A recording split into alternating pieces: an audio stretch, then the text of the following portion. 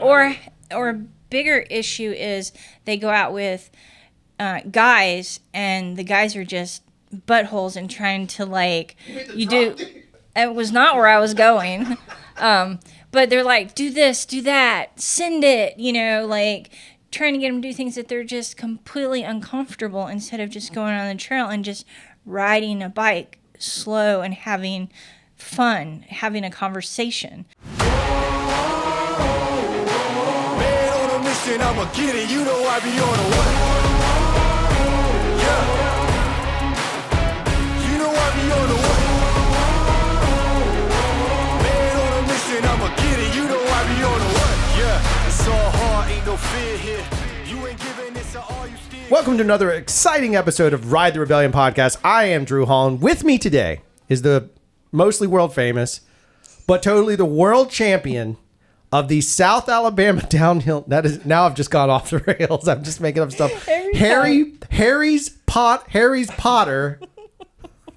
I'm not a potter. Is that a horticultural thing? Like, do I plant plants? He's a horticultural. Dale Boyd is with me today. What's up? Always. How are you? Up? Michael Buffer in it? You're recovery. You're in recovery right now. Didn't you have a birthday party? Oh yeah, it wasn't my birthday, but I partied like it was. Did you send it? Full send. Full send, tossing children into the pool like without regard. No one died except for the 12-pack. Which is code name for 12 kids. It's like a family of 12. No, maybe. They're all dead, so I don't know. Oh, no. That's a different podcast, though. That's a crime one. We'll turn into that one. That is Road the Rebellion. Wow, that's just... I mean, we didn't even get 30 seconds in and we went off the rails. We have a guest in here. We'll introduce her in a second here. But first, we like to talk about our sponsors. Our first sponsor today, of course, is Dirt Coaster Academy. If you need to learn to ride, period, you should look at Dirt Coaster Academy. Is that fair? That's 100% fair. Right. Start at the beginning and end at the end. And if you pay Dale a certain amount of money, he will just basically give you the hack on it. I'm just seeing if Toby listens. Yeah. So if Toby's no, I've seen Toby's biceps, man. I don't want to be in a headlock with that guy. I know he'd kind of punch your face off. So would Nina. Yeah, Nina would too. Yeah. I'm not getting in the ring with either one of them. They could be a mixed tag team wrestling. Like they could literally be they could start a wrestling federation and be a mixed tag team and just crush it. Yeah. Well, lucky for them, they're in shape and I'm not. I'm a heavyweight. They're not going to be in my weight class. So hey. Fair enough and accurate. In all honesty, if you haven't had a chance, go over to dirtcoasteracademy.com. Check it out. A bunch of our guys and gals and friends have been through the class. They loved it. They thought it was fantastic. You've never been through? You have? Oh, twice. Now you got to jump in. So without that, because we don't like to do formal introductions, I'm just going to let Carrie jump in. Carrie, now that we know that, tell me about it then. Go ahead. So I took it several months ago in Mississippi with... At like the Bethel spot? Up in near Jackson at Ridgeland. And... it was so enlightening because I took the whole day. We started out with like fundamentals, and I coach, right? I coach kids, and they were still finding things I could work on, and that was incredible. That I'm by no way perfect. And then as the day progressed, I got to do things and learn things that I don't know at all, and it was just an amazing day. And they're both, incredible people, incredible riders. I know Nina from riding with other friends, so before she became a coach. That's awesome. So yeah. So there you go. I mean, I think it's cool too because they found things that I was not good at, and I too thought I was perfect. Dale just wanted the stuff that he was good at. He was Dirt Coaster Academy. Just confirmation, please. Yeah, I just need to know my level. Tell me how good I am. Yeah. Every time I come around a corner, Toby's like, "Wrong. Start over." Right. Damn. Yeah. Yeah. Which I'm good with. I love it. Now that I'm riding, I ride and think about it consciously. So the funny thing to me is that we've had two guests on since they become a sponsor. Both guests have attended and enjoyed and come back with praise on that side of it. So again, for the audience, it doesn't matter where you are. Well, it doesn't matter where you are because he's not virtual yet. Maybe he'll go virtual. Shameless plug, Toby, to go virtual. And I know a video production company can do it, which is our other spot. I'm just kidding. That's just shameless. But if you have a chance, check out the Dirt Coaster Academy at dirtcoasteracademy.com. They're all on the social medias with all the same thing. And it's totally worth checking out. That's one. Secondly, if you haven't gotten lucky, Did you have some? And I will say that they have a class coming up on the 12th, which I will be there. Oh, they do? Yep. Where's that one? It's in Botticello. Oh, there we go. So you can go to Bocchetta, which is Toby's kind of home base. Yep. That's a good course to do it because there's immediately when you're done, you can go literally apply it to jumps and Can't practice. wait. Yeah, it's fantastic. That's good to know. So they've got one coming up on the 12th, which is a Saturday. It's next Saturday. Oh, interesting. Okay. Tomorrow. I just connected the dots. Tomorrow. If you're listening to this in the future or the past, it's tomorrow. Either way, it works. And the other thing I was going to mention is if you haven't gotten lucky lately, then maybe it's time you should try some Lucky Shot coffee Shoot your shot. with Lucky Shot. Hey. We've tried everything we can to work in these terrible. One time we're going to get lucky with our Hey. ad. It's going to be good. It's going to be perfect. If you haven't tried it, we love it. We have a coffee bar here in our headquarters, the Ride Rebellion headquarters. And we have some Lucky Shot coffee on hand just for clients. I don't let my staff drink it because they're not worth it. They don't listen to this podcast. So and if they did, I'd be really shocked. But it's so good, I hoard it like a monster. And so anyway, Lucky Shot coffee is worth Hey, it. I just saw yesterday she got some new Ethiopian beans in. Oh, there we go. I don't know. See, the much thing about is that I've had fresh roasted coffee. And the crazy part is from her, you're getting it like it's really like the definition of hand roasted. So it tastes better. Ethiopian beans, apparently. Let me read from her quote. Here it 'cause is. I don't want to mess it up. They have notes of blueberries, peaches, and honey. Who doesn't want That to try is that? not in a bean. Oh, it's in It's a all bean. in a bean. It's in a bean. It is One not bean. in a bean. Oh, it's in a bean. It can't be in a bean. I've seen that. Oh yeah, I have a Guatemalan that has a slight apricot flavor. I think that's how it's roasted, you guys. It's roasted in those things. There's a coffee that exists, and it is not a Lucky Shot coffee, where goats eat the coffee beans, they poop them out, they pluck the beans from the poop, and then they roast them and make coffee out of it. And allegedly, it's delicious. I've only had it once, Okay. and I'm still Sound good. like I know. I'm mostly normal. You're not a coffee. coffee person. I do love coffee, but I'm not like cool like that. You could be if you drank Lucky Shot coffee. Da-da-da! That was a perfect setup. Thank you was so much good. to our guest for doing that perfect sponsor. All right. Anytime. So let's jump into a conversation. So can you, I'm going to do the awkward documentary style format for this one. We're going to mix it up because that was always going to be different. So can you introduce us to you with the hi, my name is, and then finish the rest of the song by Eminem? Can you introduce yourself to us and then tie it in with how long you've been riding? Hi, I'm Carrie from here from Mobile, and I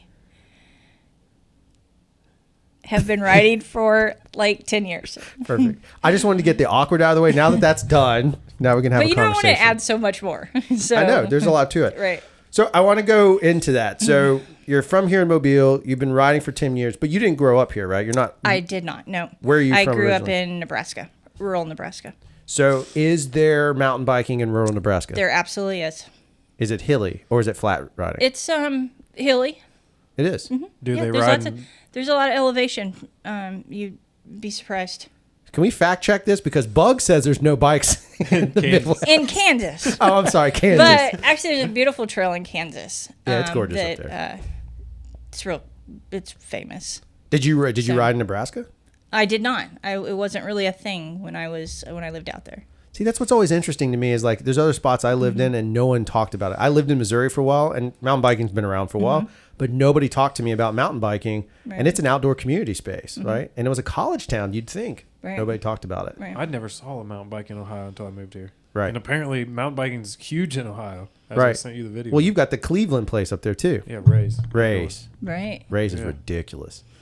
So you went there, and so you moved down here. Then what triggered you to get into mountain biking down here? Like, how do you land in that scenario? So I was out trail running, and I was doing a race, and I still can't remember if it was in Auburn or Pensacola. It was one of those, and they talked me into riding. So you run on Saturday, you trail race on Saturday, and then on Sunday they mountain bike race, and they talked me into doing it.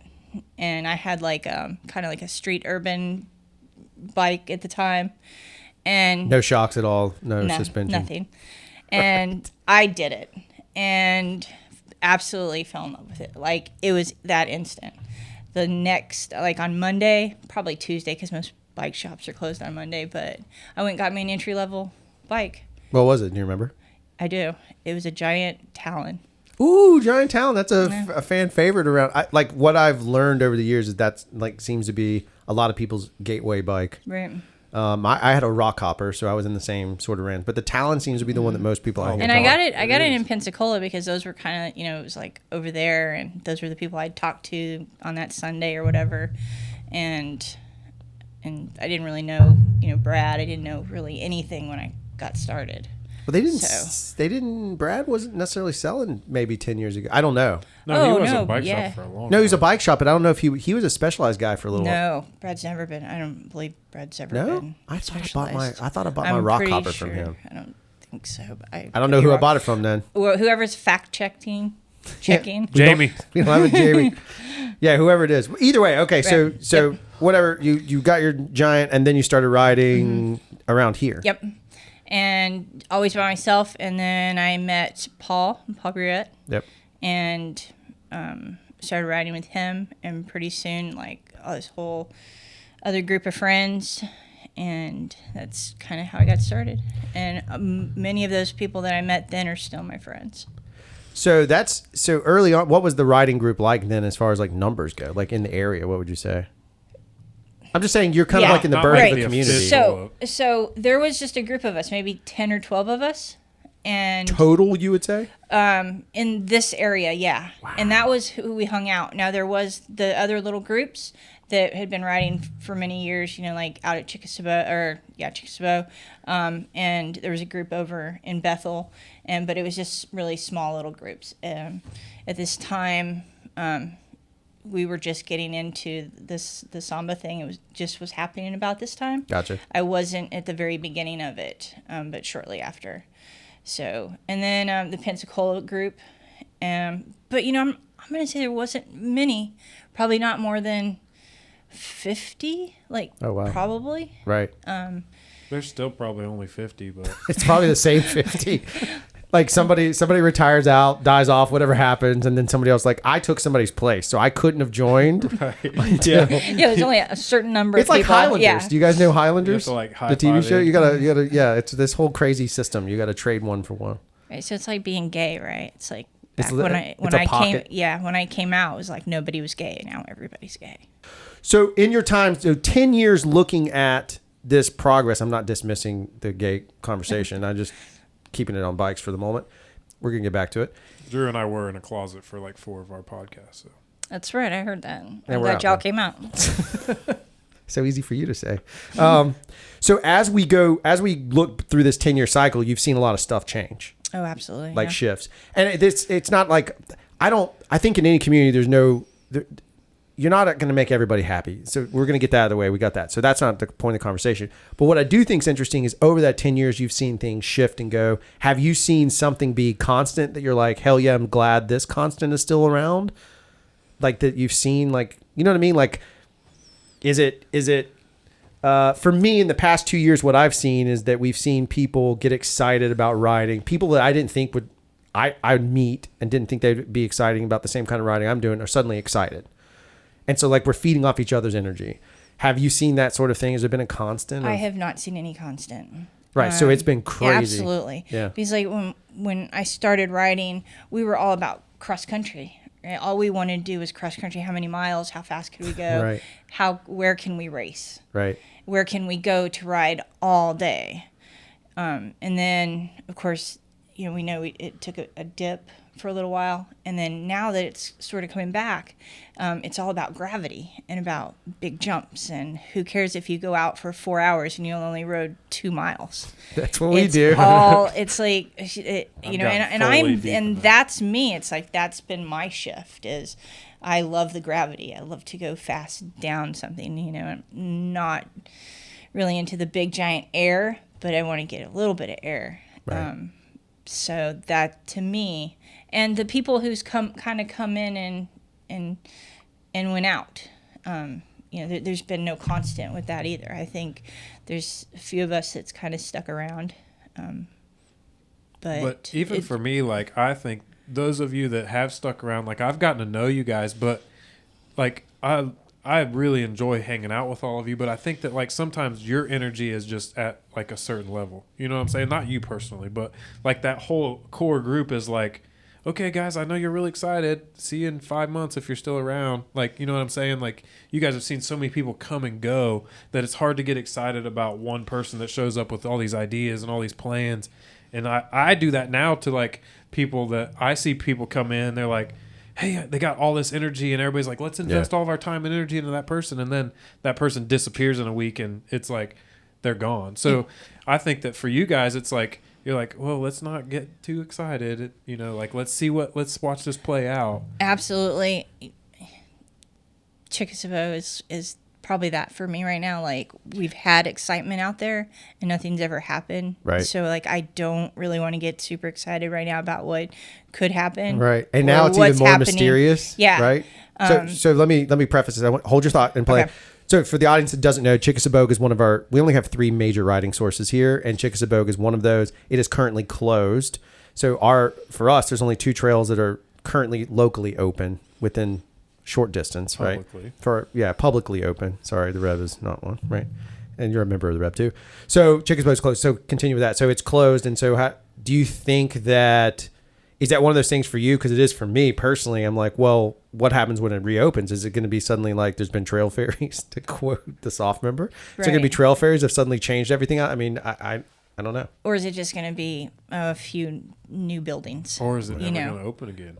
Right. Or is it ever going to open at all? Because Chickasaw been the same for a long time. Exactly. Yeah. And you know, and the things that you hear, like they're not doing anything over in this part, but they're doing a whole lot in this part. Right.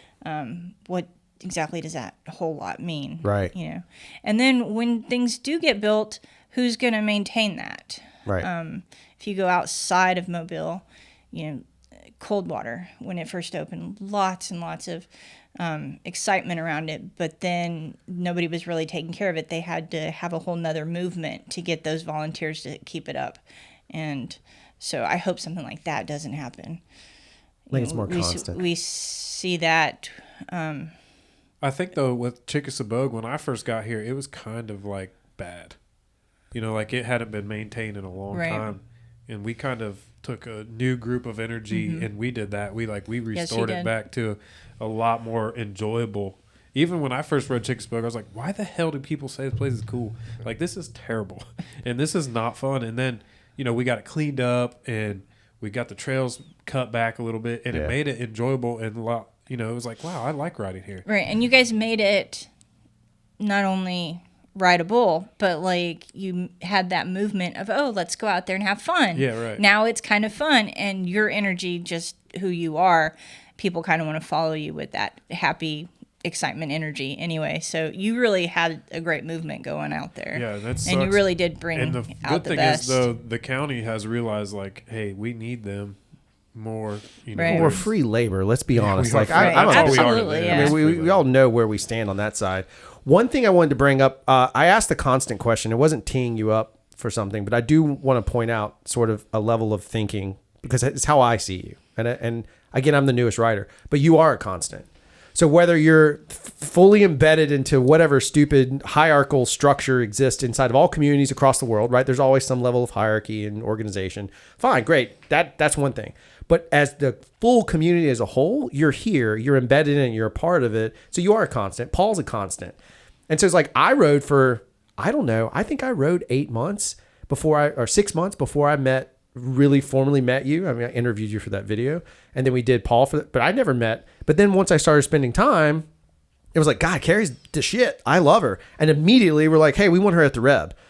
Not because you're a girl, because we wanted Carrie. Because I rode with you and you saved my ass at Blakely, the awfulest ride in history. Everything broke. Bug puked all the time, which shouldn't surprise anyone. Yeah. If you guys listened last But like week, Carrie bailed us out the whole time, and then she made a reference. She's like, God, it's like riding with my kids again, which is my segue to say one of the things you've done to be a constant in the community is you've donated energy, time. Do you get paid? I do not. Okay. You're in the Dale Boy program. Why am I the only one that gets paid? Oh, I'm talking about for mountain bike. You guys don't know this, but I've made a ton of all of you guys. I'm just free labor. That Samba video, it's gotten me 4 or 5 clients, so thank you very much. Oh my gosh, that's cool. What a douche. Where's my kickback? I was a producer. I think that with that being said, you have to do a Dirt Shark video for us. I would totally do one, yeah. I do one anyways. As I'll do it as long as, here's the business pitch, we'll put it public. I will gladly do a Dirt Shark video as long as I also get a sponsorship out of it. Sure. All right, well, we'll blow it out of the water. So let's go back to that. So Dirt Sharks, you referenced it, but that's part of NICA. I didn't know what any of that stuff was. I didn't even know you were a coach. You just said that one day in passing. I was like, what is she talking about? So I asked around your back. Too afraid to ask to your face, not because you're intimidating, but because I wanted to set up a good question. Long tangent. Tell me about the NICA stuff. You're donating your time to something that has become a constant that takes a lot. So talk to me about that. Right. So NICA is a youth cycling program, 6th grade to 12th grade. It is a program for the youth, right? So we have kids from Florida, Alabama, and Mississippi. The Dirt Sharks is our local club, and then we race for the Alabama League. Oh, awesome. Which is part of the National League, which is NICA, National Interscholastic Cycling Association. Got it. About 25,000 student athletes. Whoa. In 31 leagues throughout the country. Not every state has a league. Kansas doesn't have a league because they don't ride bikes there. Kansas does have a league. Kansas does have a league. Kansas, we love you. Right. And the band. So in Alabama, we lined up 731 kids this year. Wow. A little bit more in middle school than high school. I think there was 380-ish middle schoolers, about 340-ish high schoolers. So that's huge. I mean, if you think about the logistics that go into, putting a bunch of kids somewhere and racing them, it's amazing. But and then there's 36 teams throughout the state. Well, and we have 3 teams from Mississippi. And the biggest team in Alabama, the Alabama League, is 59 kids. We had the Dirt Sharks. Oak Mountain or somewhere? Hoover. Yeah. So which is like right outside of Oak Mountain. Right. That's Birmingham, biggest city in the state, which also would make sense why the numbers are higher. Yeah. So the Dirt Sharks is our local. We're actually called Gulf Coast Composite. A composite team is kids that are collective. It's homeschool kids and then, pretty much anybody else that doesn't have a team from the high school or middle school. We have a Division I and Division II, which we're Division II because we are the composite. Got it. So we had 21 riders this year. Awesome. We had three varsity kids, which is like totally amazing for a composite team to have 3 riders. We had 2 girls and a guy. And we finished 6th overall out of 23 Division II teams, which is pretty amazing. It's our best yet. That's awesome. So we started in 2015 with 1 rider, and he actually didn't have a team or a coach. He just went to the races, and that's kind of how I got kind of into coaching, was because we wanted to start to grow that. I had heard about it through some SORBA meetings that we were, like the summit meetings that you went to back in like 2014. They were going and talking about this whole NICA thing in the Alabama League, and that's how I got introduced to it. So 2016, Pro Cycle and Try over in Fairhope with Katie and Joseph. They started a team over there, and I think we had like 10 kids that year. Wow. And then the next year, Brett was our team director, and I was the head coach, and that's kind of how it's been since. So have you seen, sorry, my brain goes to immediately to this stuff, because I'm seeing, right, they're the future of riding. Absolutely, I understand that. Yep. But what I think is interesting is something you said that I'm not a naysayer. I'm a documentarian, so I ask questions. Do you seeing more younger riders? So like, is there a curve that occurs that you're trying to combat? Like, is it more that like we see more middle school riders and then they hit high school and then, it's high school. You get a car, you don't want to buy it. That's exactly. Absolutely. I mean, I think that's maybe the bigger challenge. Football, baseball, basketball, you're on a field. You can't, bike is a mode of transportation for a lot of people. So that's like, I don't need a bike anymore. I have a car. So I'm only going to speak for the Dirt Sharks and what we've seen. Yeah, sure. We have not seen that the kids, once they get to high school, that they leave or they get a car and they leave. It's just, it kind of even adds to them getting more riding because now they can actually, get to the trails themselves and that Right. sort of thing. So we haven't really seen a drop off when the kids get to high school or get their driver's license. I know it does happen because it's an initiative that we have in NICA to try to, how are we going to keep those kids interested, and especially with the girls. We have a whole program called GRIT, which is Girls Riding Together, and it's our hope that we could have like about 33% girls is kind of like our goal, and we've been working at that for a couple years. That's great. We What do you think? What do you think the hiccup is, though? Competition. Like, no offense. I'm just asking. Like, what? This is just a conversation. Like, there's no like. So the girls, I think that they get to where there's so many other things that they have to do. Right. And mountain biking, it's a struggle to get to the trails and do all that stuff. And I think girls just maybe kind of get a little bit lazy and they want other things. They want their hair done. Maybe, like that's kind of what I think. There's just more things for them to do, I think, and mountain biking's just not. I think there's a challenge in the industry, though. See, me there personally, absolutely is, and it always has been ever Right. since I have been part of the community and working with different organizations. I was part of Samba, and I remember having at one of the summits, I was part of a panel, and we talked about how do we get more women on bikes, and there was never any answer. Everybody had great ideas, but there's never that one answer. I think you guys even hit on that your last podcast when you're talking to Bug. How do we get more kids his age Right. riding? I don't Phone know parties. if there's like a really solid answer to that, because this is kind of it's just the thing that we do. People, Right. you've got to find the excitement in it. How do you get more people?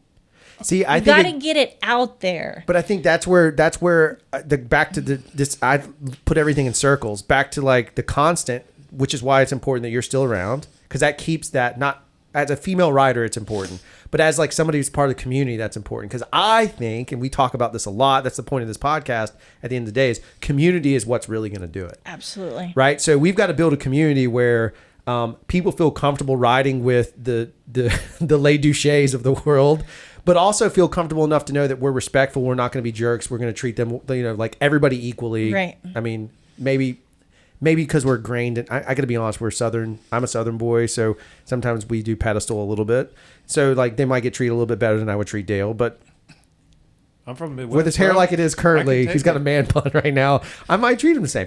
Point being is I think there's got to be a community shift that happens because we're not going to see it grow ever. And Right. Justina rode, right? She rode for her first time. She borrowed Dale's wife's bike. She went out and rode. She got it that fast. It clicked. But how many people have ridden Right. where they rode the bike and they're Do you like, this think- isn't for me. and Or a bigger issue is they go out with guys, and the guys are just buttholes and trying to like. You mean the drop do- dudes? We're a zero drop podcast, Carrie. We don't act like that. It was not where I was going. But they're like, do this, do that, send it, Right. like trying to get them to do things that they're just completely uncomfortable instead of just going on the trail and just riding a bike slow and having fun, having a conversation. I love to call my rides, my beginner rides, picture taking rides, Right. because we're stopping to take a picture, selfies all the time. Right. So we're not for speed. We're not going to be sending it off a 3-foot drop. We're just going out to ride our bikes, and we're talking, and we're not going so fast that we can't talk, that sort of thing. Well, I think too, and I didn't mean offensive by the competition for girls thing, but like when it gets dirty and gritty, like that's a guy thing, like generally. Like, so for a high school girl to think like, I'm going to go get dirty in the woods on my bike this weekend and compete, like, where do I get the drive for that? I that make think sense? some Like- of it though is the way, I mean, just typical stereotypes, the way we're wired is Right. boys are typically built for Dirty. Yeah. to fight and compete to against compete. each other. and girls aren't. But the truth is, everybody can. It's an equal playing field at the end of the day, right? Right. Like, bring me any amateur level downhill rider, and as good as I think I am in my head, watch them girls smoke will me. beat you. Watch them smoke me, right? And the thing is I find it frustrating is I don't see enough. I see a lot of XC driven stuff, and I'm not knocking cross country, but it seems like there's a lot of XC driven stuff that doesn't always show, like, maybe there's somebody out there that wants to have like the enduro line of things, and there's amazing female enduro riders. I don't see a lot of press on them. Right. And that's the thing that I think is concerning, because enduro to me is like the most All kick-ass around. of it all, right? Yeah. You got to be able to ride both up and down, and you got to be able to pedal like a monster. So could that be, the thing? We have to have equal. Yeah. Like airtime. Yeah. The first EWC is going on right now, right? Right. And we aren't going to watch it. And I mean, it's the hard to w- find to watch. It is hard to find a watch. the men will see all kinds of highlights on Instagram, right? Yep. But you'll see just the top women riders. It's the same way with the downhill. So Like UCI it's- downhill, yes, exactly. they give the women's. I watch the women's package as much as I watch the men's Right. package. Hello. I mean, that's what it's called in TV, guys. To no surprise. So it's gotta be equal. And cycling, if you start talking the professional level, like even to pay, Yeah. let's start talking about equal pay. Yeah, of course. Equal sponsorship, that sort of thing. So here's where the hard part is. It comes to a marketing thing. So to your point, and this is how I see it for anytime we start talking about anyone who's a disenfranchised element that needs to be on the same plane, when it comes to sports level marketing, is we have to like market them up first. Like we have to, like, somebody's got to take the risk to put out some kick-ass EW. Let's just use that for an example. Just elevate the women up, so that then the argument is you can put marketing dollars behind them, because that's what it's coming down to. And everybody will say different stuff, but just at least from my industry, like being in advertising, that's what it comes down to. The problem is we've created this sex sells. And if we go look on Instagram, we put a hot chick on Instagram, and that'll sell. That'll do really well. You can put a hot dude, it'll do well. But if you put them side by side and look at performance numbers of the same product, the women outsell the men all the time, because there's a bias towards it, right? But what we got to do is flip it the other way and be like, these chicks can be badass and awesome and kill it and crush it and be on the same plane of dollar for dollar. So I'm with you. My undergrad is in sports management, so I studied sports marketing a lot. Yeah. When the WNBA was trying to come out, like when they first became popular, all their marketing was towards moms and girls and going to watch basketball together. But they messed up because a mom's not taking their daughter to watch a basketball game, right? Yeah. You have to market it towards a man to get the men to take their daughter to watch the game. That's right? it. To get them. That's a good point. So like, I think that a lot of times it's hidden behind like, yes, they're women on bikes. Yes, they're very talented women on bikes, but you're trying to capture other women on bikes, but you need to market it towards the men that are going to get the women on bikes. Does that make sense? So like, I think they get lost in the like, hey, this is a woman on a bike, like it's all pink and flowery and we got to do it like that. When guys are just going to click past that. Where if you could put like a girl soaring through the air just like we do the guys, you're like, Oh shit! You know what would be the dopest thing is if we got everybody in we made sure that equal playing field, so there wasn't as much curvature. I'm just trying to be nice about it, but basically we make riders that look gender neutral, and you send it, and you don't tell anybody who it is. Now all of a sudden these clips start coming out. You're like, that was some bad, and then all of a sudden you pop to reveal. That's how you. I mean, that's a middle finger to anybody that has an issue. But why couldn't you mix the men and women's races together? I don't get it either. Have the men go and women go every other Right. run. I mean, The one way or downside other- is the women are actually at an advantage from some ways in downhill, for example, because they ride before these dudes. yeah, and the and the course lighter. isn't trashed. But it's not trashed yet. You go watch the end of it. Like Fort William was crazy. Yeah.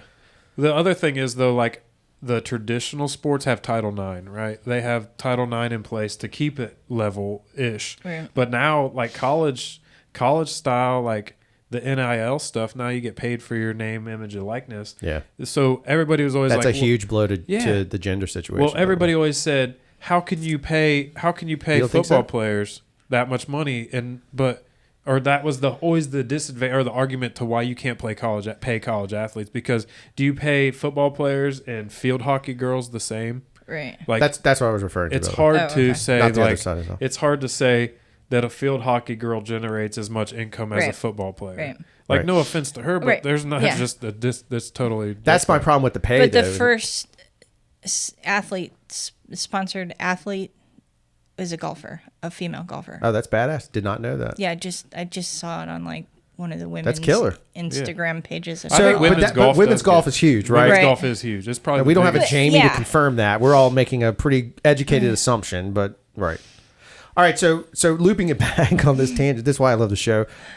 So when you see, so part of it is growth inside the Nike thing, but you're talking about seeing it grow, mountain biking grow. So I think it's an interesting perspective of, I'm not saying that Nike is responsible for that because I'm a late rider, or I'm a returning rider is what I would actually call myself. Do you think that mountain biking, we talk about it growing from the pandemic, but do you actually feel like it's actually growing? Or do you feel like it's a temporary boost, a 5-year? Oh, I think it's growing. I think there's so much money in it. It's growing. Yeah. Let's look here in Alabama. We can look at a little race series that they have, the Hammies. Yeah. The thing's huge. They get riders like, I don't know, 50, 75 riders every time wow. they have a little event. The Go Nuts series. Right. I remember when that used to be, he was lucky to get 100 people to come to a race, and now he sells out every race. Right. The industry is not able to keep up with our demands. I mean, I needed a new chain, and I can't get one. Right. So I think it's a growth. I don't think it's going to plummet like it did, I want to say like the late 90s. Nobody was riding, right? Right. Like it Yep. kind of started up, and then it just like plummeted. That's when And I then quit. I had a wreck and I quit in early 2000s, late 90s, early 2000s. I just see it. It's just going to keep growing and growing. There's So so with- much stuff that we do around mountain biking now. Tourism. I mean, we travel. The Right. things that we buy, the clothing, it just keeps going and going. And then equipment is getting better. The bikes are getting better. It's endless. Yeah. So with that growth, like, it's grown locally exponentially in the last Absolutely. couple of years, and these people compare everything that they see on the YouTubes and the Instagrams Please, and the Tic TikToks, and they We think got that the Tic Tacs. yeah, they think that like that's mountain biking, but we don't have that here, right? Right. So we've always said like we need to make the community what you ride bikes for, and Right. then travel. So what do you think we should do locally to like keep those people that are newer, like keep their fire lit? Because We that's have- obviously the hard part. We have to keep an energy going. Yeah. Somehow. That's absolutely how we have to. That's we why have we're sitting to in make this room, right? right. If We are the stokers. absolutely you guys are. I will go it's ahead. your part of it too? I will give you guys so many kudos because the podcast has really, I think, it's going to keep that stoke, and it's going to do wonders for this community. I always had a vision that if we could build amazing trails, that we could have something like Coldwater has. Who wouldn't want to come down, ride their bike, and go to the beach? I Right. mean, it could totally be That's a good a point. destination. That's a really That's what good I always point. said. That's an easy sell to the Yeah. city, but We're they're hoping not easy. that we're going to have a Nike race at Blakely Right. in 23. It'd be amazing because everybody's going to want to come down, and they're Right. going to see what we got down here, and then they're going to go hang out at the beach. So it's all about tourism and all about that money. We're going to bring 2,000 people to Blakely Right. if a race happens. That's huge for that little area, for the park, for the area in general. And then a lot of parents, a lot of families stay a couple extra days, and then they ride the rest of the trails. I mean, we do that when we travel. We go to, Oh, yeah. we go up to Gadsden. We ride everything in that area.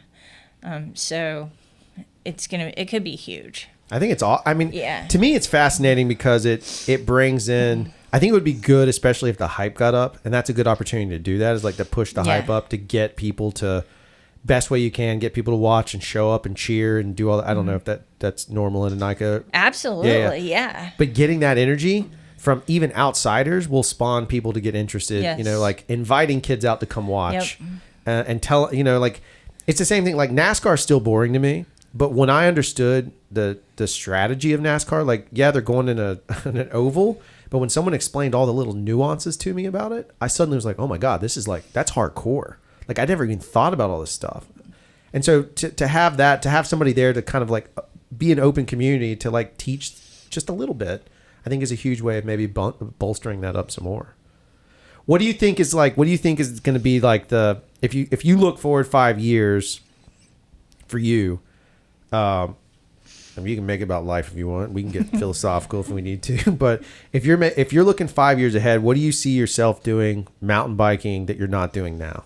And it could be coaching or whatever. But what do you think you're going to be doing 5 years from now that's different than what you're doing now?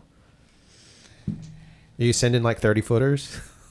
At least 5 foot by then, I'm hoping. Yeah. You know. I'm with you. I'll make 1 year. We'll do 1 foot a year. And shit, by the time we're 70, we're sending it at 70. I mean, I don't care at that point. I really I don't see me doing, this is going to sound maybe bad, but like, what more can I do? Yeah. Like, I think coaching kids is the greatest thing I can do. Right. Because those kids are going to come into this community. We teach lifelong sport. Right. And you know, we have kids that's graduated out and they still ride. You know, they still come and hang out. And that's always going to be there, no matter what. I didn't even think about the idea of being a lifelong sport. It's kind of interesting. Yeah. And there's very few of those. I mean, in reality, basketball. I took a whole entire quarter on it. Seriously, there's a lot. No. On lifelong sports? Yeah, lifelong sports. So biking is one. What else would you have? Sure. Golf's a good one. Yeah. I mean, all of the traditional sports can be. Baseball, I don't think so. So- Yeah, they have. There's men's baseball leagues in Mobile. I know, You but guys- that's not like you can't just go pick up a game of baseball. You could play golf by yourself. I think a lifelong Tennis sport. is a lifelong sport. Yeah, Now 'cause pickleball is. Pickleball So is can for I geriatrics. drop a name? You can name drop anybody you want. So Jeff McGill once said that he spent so much money on his kids playing baseball, he could have put both of them through college, and neither one of them has ever picked up a glove, a ball, or a bat since they graduated. Right. So how can that be lifelong? Like, that's typical. That's 99% of kids. You got to be a freak like Dale and be like a human athlete, like a real athlete. A freak. Yeah. True. In a good way. But Dale doesn't play basketball. He still I could. play twice a week. Like I just don't run up and down the court anymore. Oh. He just I shoot. he just Hey. he just stands at half Did you court not see the video? and sends them. I posted it yesterday. I guess not. I'm 39 years old, but I'm still ready for the NBA. Like anytime. Call Dale up. No, I shoot a lot. You're like what was it? Kurt Warner. Yeah, I'm gonna have a cereal first.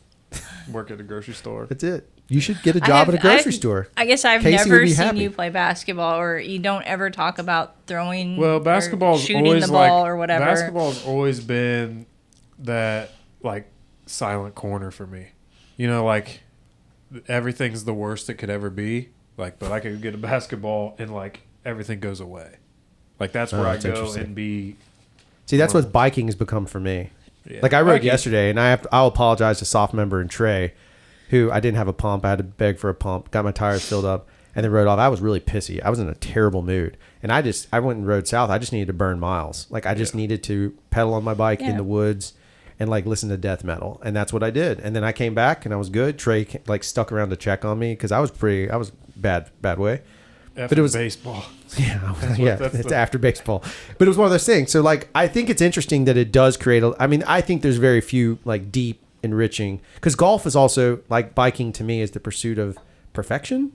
Like, I'm trying to always get better. And I think that's rare. So I think basketball, I was always like, not that I'm NBA talent wise, but I was always really, really good at it. So it was something I could shut my mind off and I could go do it and be good at it. Like golf isn't that for me. Like I'm good at golf. I played golf a lot. That was my hobby before mountain bike. But like I had to work at golf. Yeah. So it was never relaxing. But like basketball, I had to go I spent so much time alone playing basketball that became my. That's what I'm saying. I think it's a quiet solo space. thing. I Yeah. think that a lifelong sport has a solo component. Because as we age, like I need time away from my family from time to time, like most of the time, all the time. But I need space, so I think that's important. That's, Yeah, mountain biking offers that, obviously, with the woods. And then you get community at the same time, Right. which I think is also important. I've almost got to the point now where I can't ride my bike alone. Yeah, I rode so much alone when I was learning Yeah. and like getting better that now it's like It's not fun. I want to ride with other people. So I've had a big shift this year for some reason. I typically ride alone a lot because I always felt like I was slow and nobody wanted to hang out with me because I was so slow. And I'd rather just go by myself. And now I want to find somebody to ride with. Right. And the thing is that I've always known in the back of my head that it doesn't matter. Nobody cares how slow you are. Right. I mean, they really And don't. conversely, no one cares how fast you are. Exactly. Yeah. Strava And so heroes. it's all about I'm flipping the Strava. it's all about I got some KMs the out there. community, the family. Yeah. And the Dirt Sharks, we always say that. We are a big family. I mean, Right. we, the race weekends, we are all together for, those pretty much 48 hours. We do a lot of stuff together. And even in the off season, we still all do a lot of stuff together. Right. We are a big family. And, there's people in the biking community that I consider family. So one of the things I think is kind of fascinating, and you don't have to drop this, I'll let you drop it if you want, but one of the things I think is fascinating is like you pose the option for girl rides. I think it's important that we talk about girl rides. I think it should be an option on the table. I think it is specific. That's a group of people. If you feel more comfortable riding with this group, then go ride with this group, right? In your case. So is that something where you want to do like a regular thing, or is that something where would you be open to the idea of what if somebody just like finds you on Instagram and hits you up in the DMs and is like non-pervy? It's just like, hey, do you want to go ride? I mean, is that something like you would ever consider? Absolutely. That's I would totally dig that. Do you want to shamelessly plug your Instagram now? Carrie J 1970. There he is, at Carrie J 1970. Hit her up in the DM. And if you send pervy stuff, we'll just come crush your face. I'll let them Crush our face. crush their face. We're still I'll on the let you rails here. guys. We're Still on the rails. So the reason I bring that up is I think it's important. We talked about that stuff, but we have to like, Dale and I have made ourselves, I'm not saying you have to be accountable. Yeah. You already do this stuff. But like we started putting our foot in our mouths, our money where our mouth is, and started trying to make more community open events. Like trying to do things that open the door to allow that. I have a weird neighbor. He's so weird. I thought it was the mailman. He's weird. We're letting him pass. He's like Jurassic Park. Nobody move. He's looking in the window. It's the signs thing through the window. Yeah, just don't even bring that shit up in here.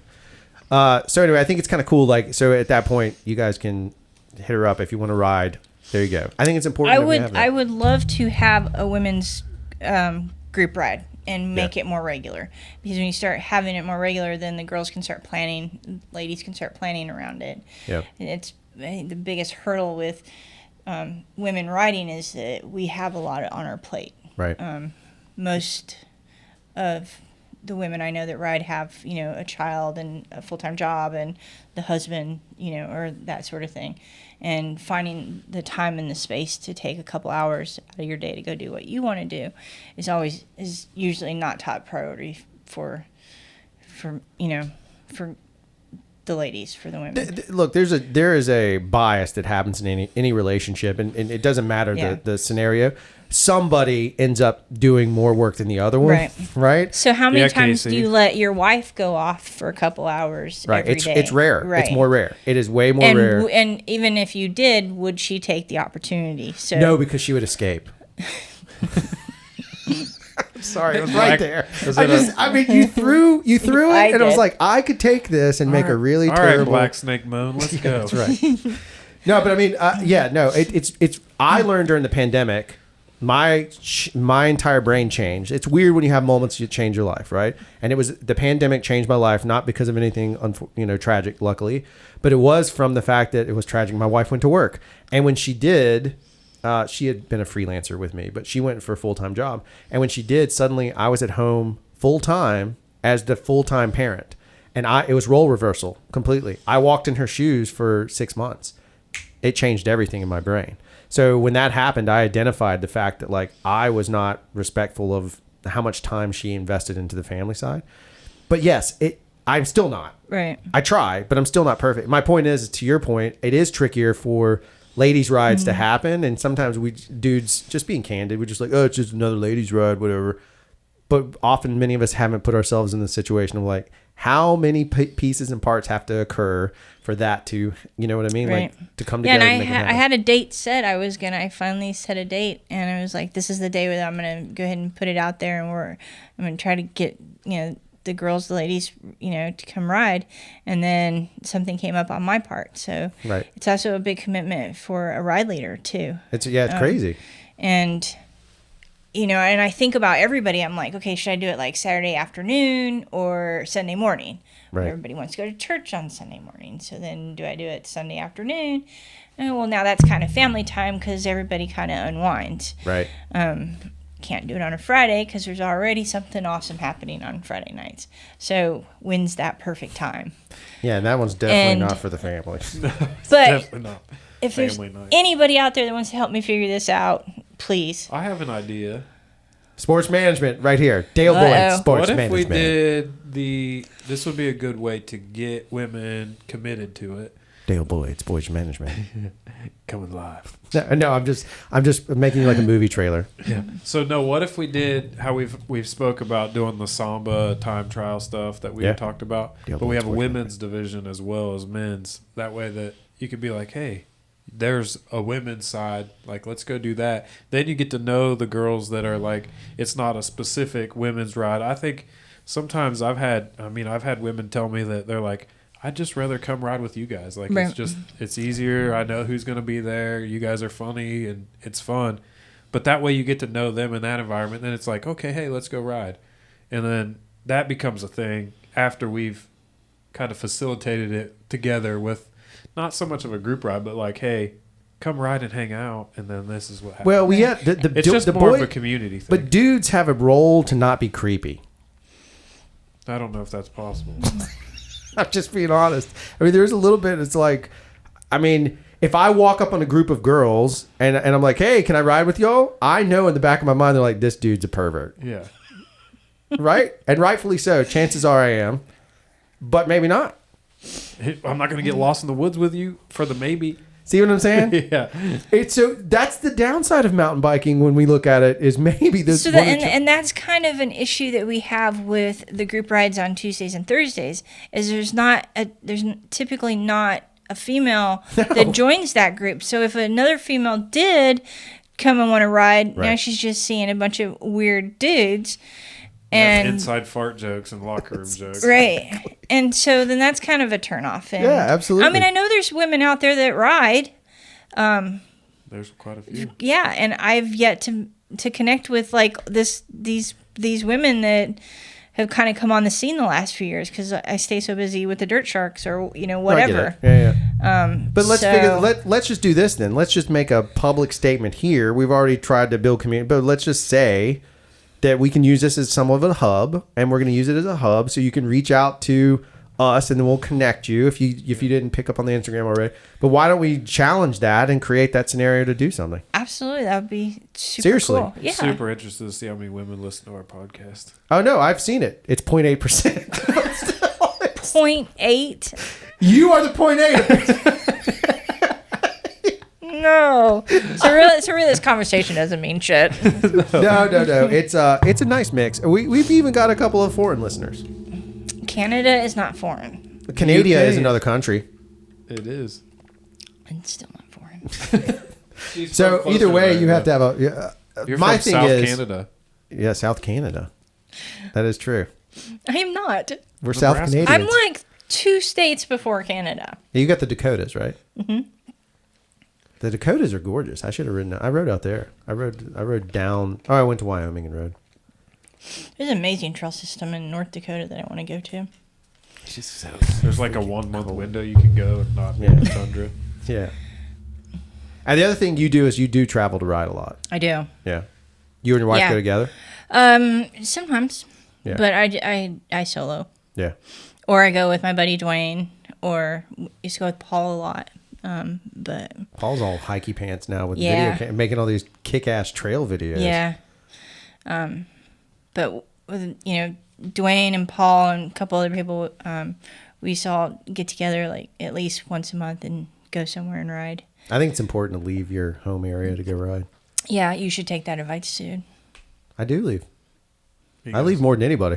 He just doesn't have Strava, so you don't know. Yeah, nobody knows where I'm riding.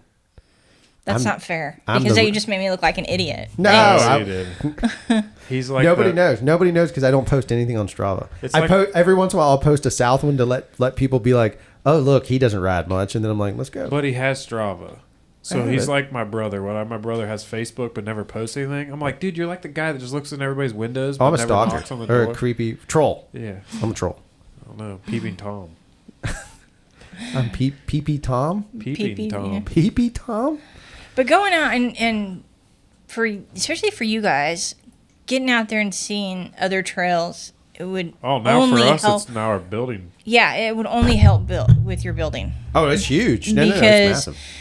You guys just don't know the different kinds of trails that are out there. Right. And I'm not saying I've ridden everything. I have not been up to, BC to ride yet. But I mean, I was actually counting the other day, and I know I've been to 12 different states and ridden, and Right. I've ridden everything in Alabama.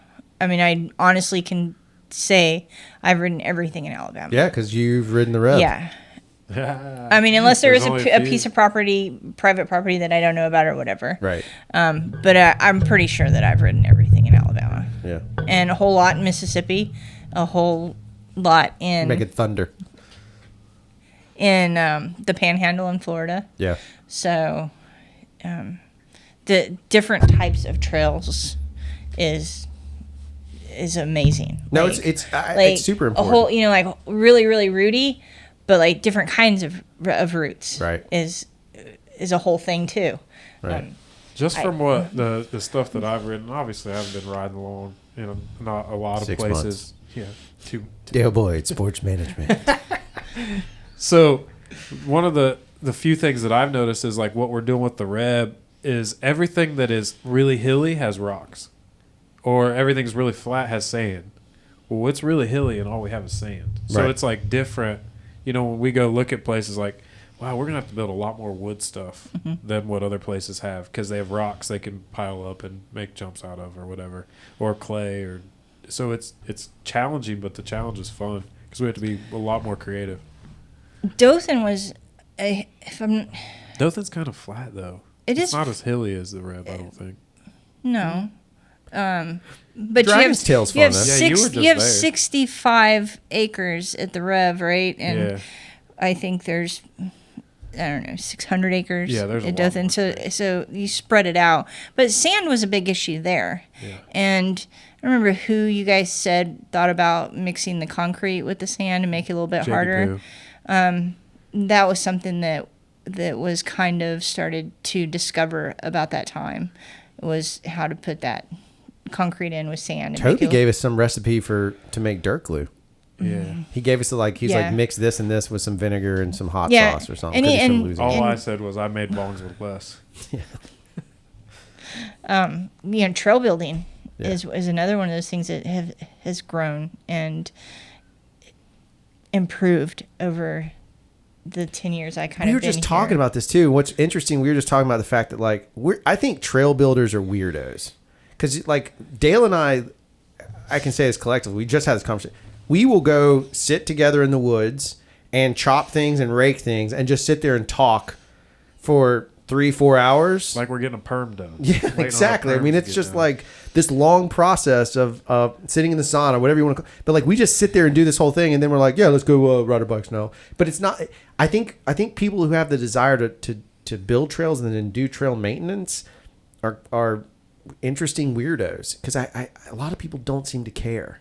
The trails just show up, they ride them. Like not maybe your kids, but kids, they don't really think about that stuff. I mean, somebody else did it. You know what I mean?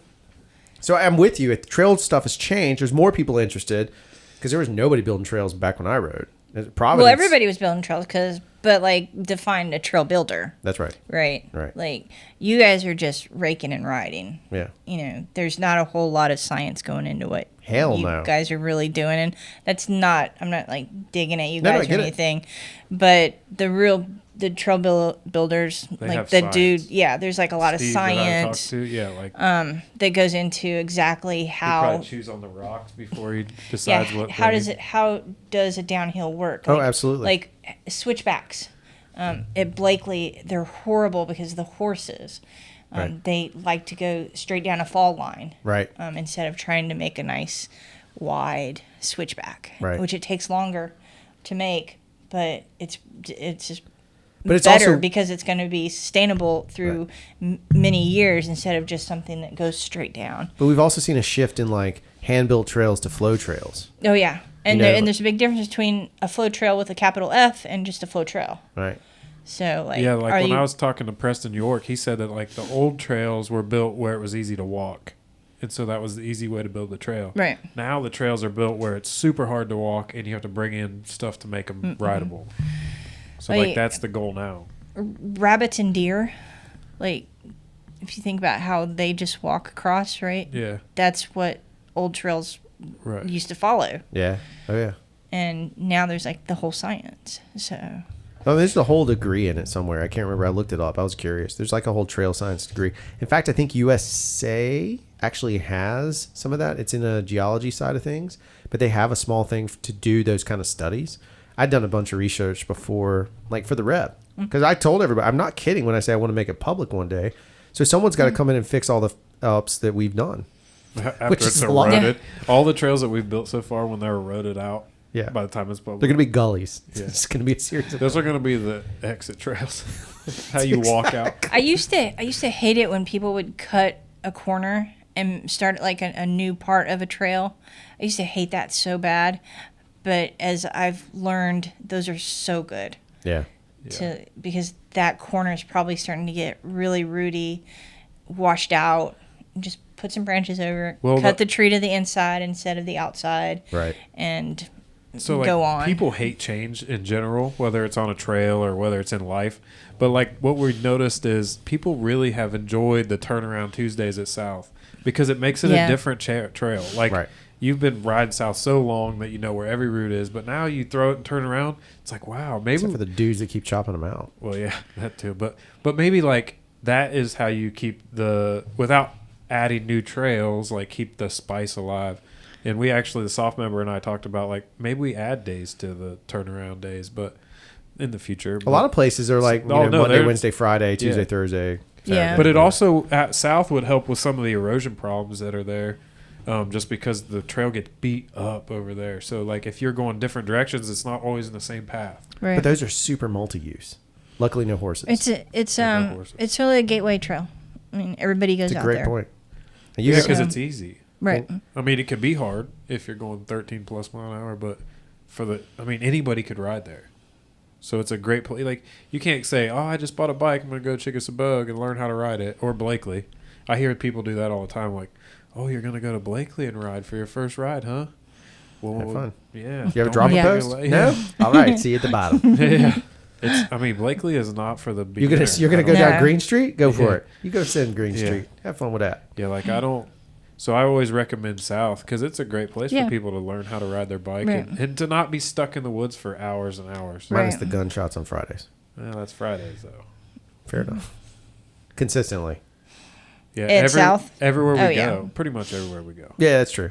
They But, follow us. I mean, at South, I've just gotten so used to that it doesn't bother me. Like, I don't even think about it anymore. Yeah. But if I hear a gunshot at Blakely, it's like, Oh, that's bad. If Blake I is don't want, You know, bad. you're if I don't like- want it Blakely, I'm looking for a ghost of the Yeah. Civil War. We hear them at the Reb, but they're it is what it is. I mean, it's part of the culture we live in down here. Is like a lot of gun culture stuff. one of my favorite trails used to be Bethel because it was so quiet. Yeah. Because it's The so hunters, far out though, there. Scare me. But certain times of year, yeah. This freaks me out. But it's not so quiet for some reason anymore.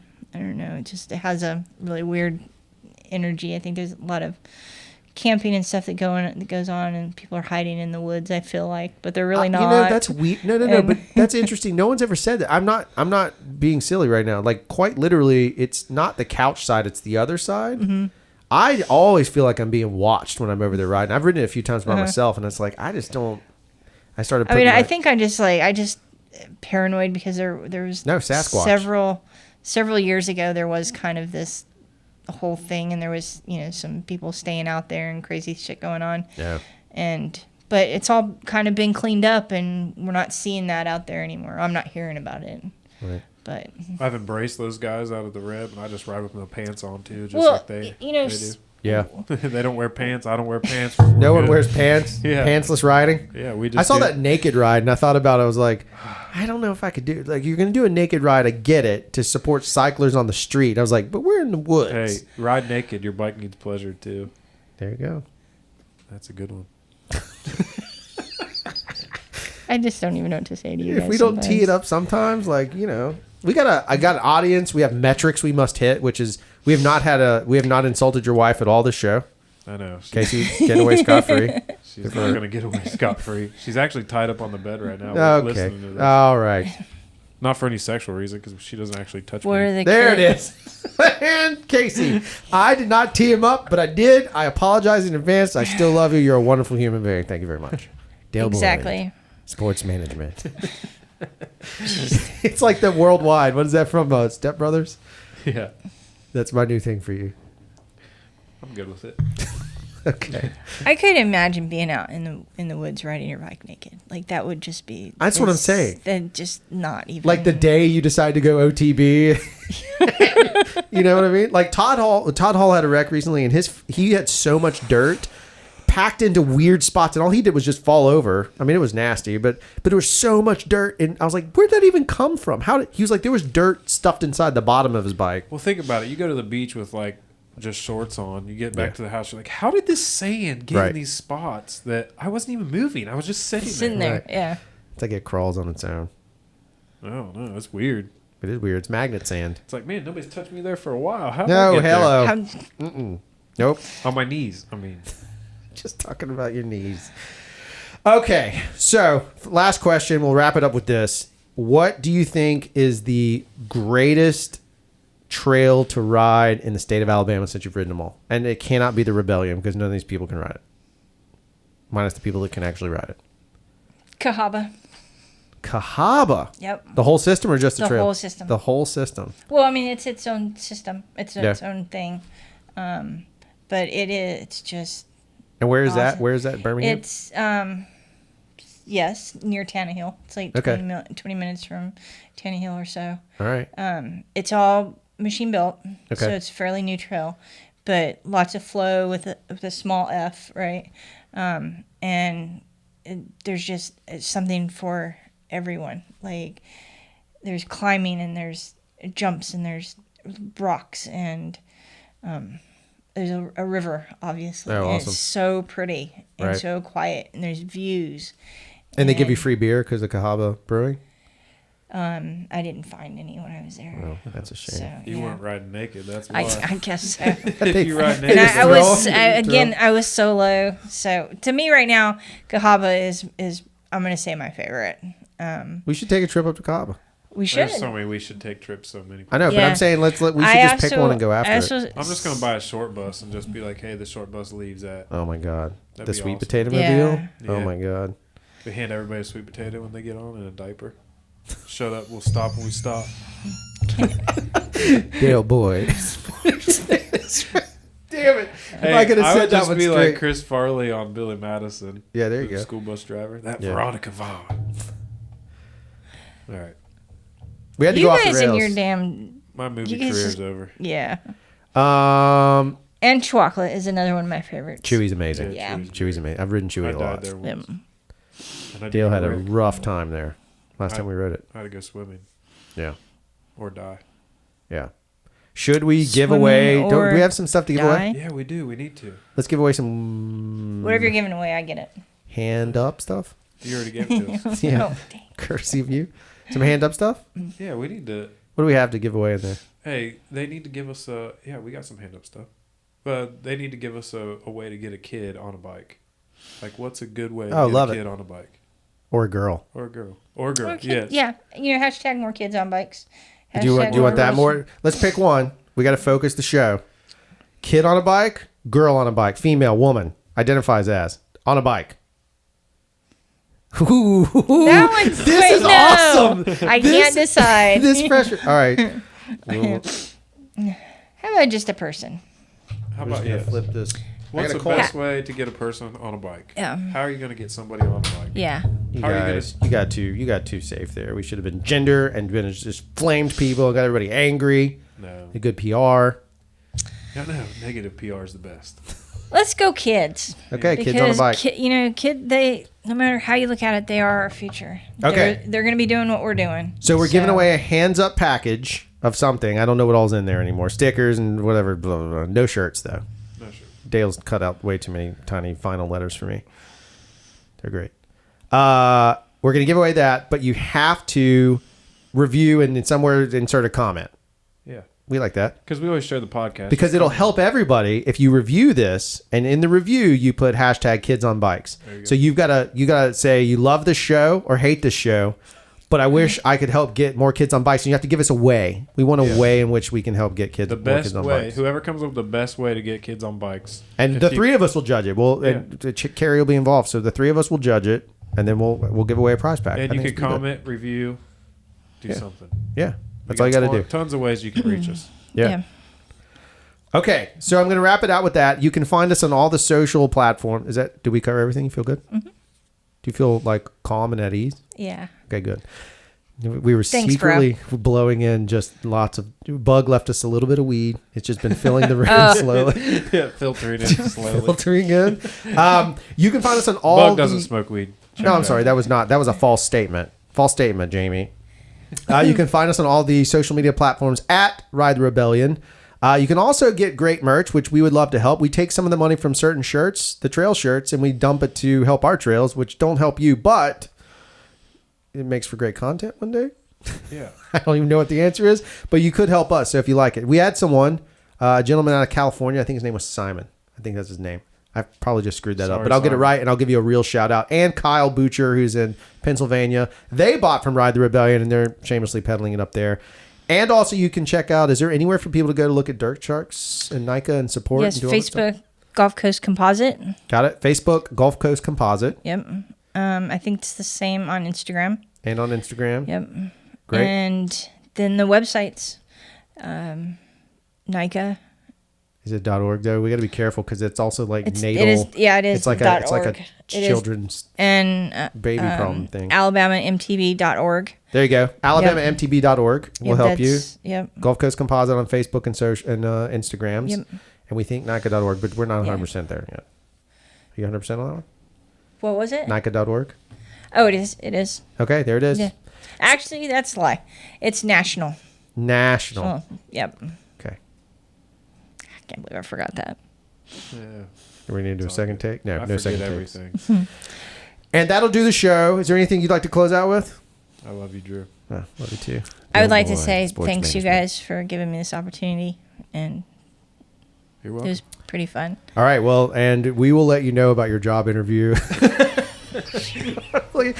I'm Drew Hall, and with me, as always, is Dale Boyd, the king of the South Alabama Turn Down, and Which Carrie. is not really a turn down. It's close enough. Turned down for what? Close enough.